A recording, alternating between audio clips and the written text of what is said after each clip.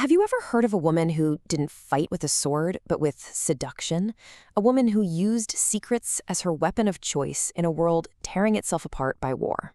Well, she lived in the shadows, but somehow she commanded the attention of entire empires. Today, we're getting into the truly enigmatic life of Mata Hari. I mean, just let that sink in for a second. This wasn't just about being charming. This was power. The kind of raw influence that could shift the course of history from inside a ballroom or a private bedroom. It was a totally unique kind of control over the most powerful men in Europe. And right here, this is the core mystery, isn't it? Was she this brilliant puppet master, a super spy playing the most dangerous game imaginable? Or was she just a pawn, really, caught in the brutal machinery of a war that was way bigger than she was? That's what we're going to explore. Okay, so to really understand the woman, we have to start at the beginning. And the thing is, Mata Hari wasn't born. She was invented.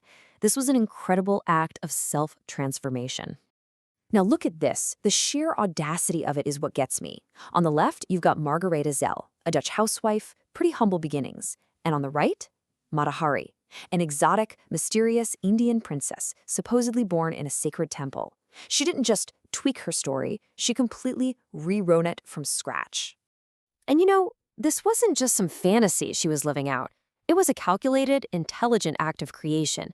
She had this incredible willpower, and she understood something fundamental. The world didn't want ordinary. It craved a mystery, and boy, was she ready to give them one. And what a phenomenon. You have to picture it. She gets to Paris, and her exotic, incredibly daring dances just take the city by storm.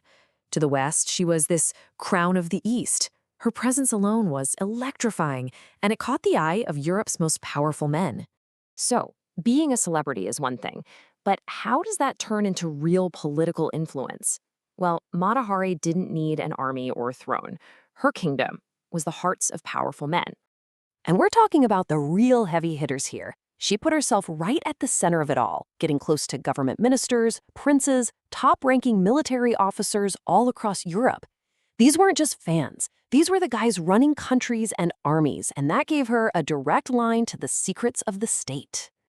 This quote just nails it, doesn't it? Her power wasn't out in the open. It wasn't official.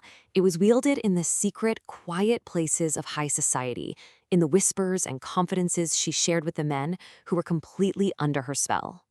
But of course, a life of glamour and influence like this, well, it was about to take a very, very dark turn. Because when World War I broke out, it changed everything. The game she was playing suddenly had deadly, deadly stakes. So when the world basically caught on fire, Mata Hari, this free spirit who crossed borders like it was nothing, she immediately became a person of interest. In 1915, Germany apparently offered her a fortune to spy for them. Then, by 1916, France allegedly recruits her to do the exact same thing. She was now tangled up in a treacherous web of espionage. So being a double agent, you're basically playing the most dangerous game in the world. Loyalty is just a tool. And one wrong move, one little misstep is fatal. She was walking the most dangerous tightrope you can possibly imagine. But what brought it all crashing down? It wasn't politics. Not really. It was something so much more human. It was love. She was in this passionate, all-consuming affair with a young Russian pilot, and it seems like that love blinded her to just how ruthless the world had become and how much danger she was really in. And that brings us to the final, tragic act of her life. Her arrest, her trial, and how she was turned into a convenient scapegoat for a nation that was panicking. From the moment she was arrested, she was plunged into an absolute nightmare.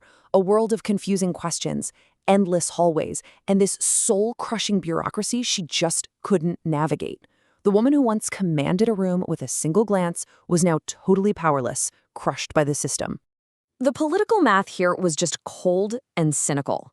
France was losing the war, morale was in the gutter, and they desperately needed a villain. And Mata Hari, this foreign, seductive, mysterious woman, she was the perfect target. So they painted her as this monster to cover for their own failures. And the worst part? The powerful men who could have saved her just looked the other way. Can you even imagine that level of betrayal? The very men who had been her lovers, her confidants, the source of all her power, now they wouldn't even look at her. In that moment, she must have realized she was completely and utterly alone. But here's the thing about Mata Hari. Even facing a firing squad, she refused to be just a victim. On the morning of her execution, she said no to the blindfold.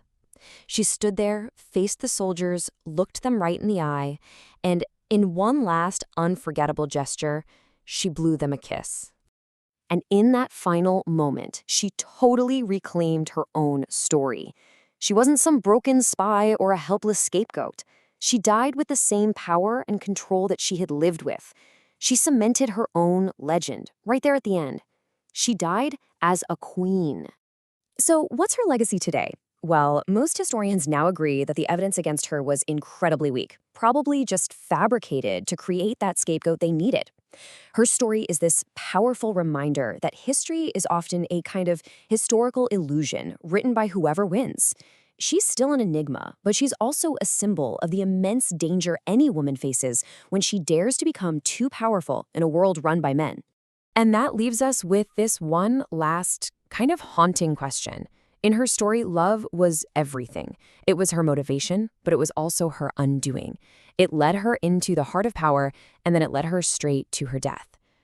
So you have to wonder, in times of great conflict, is passion a safe harbor, or is it the very thing that can burn you to the ground?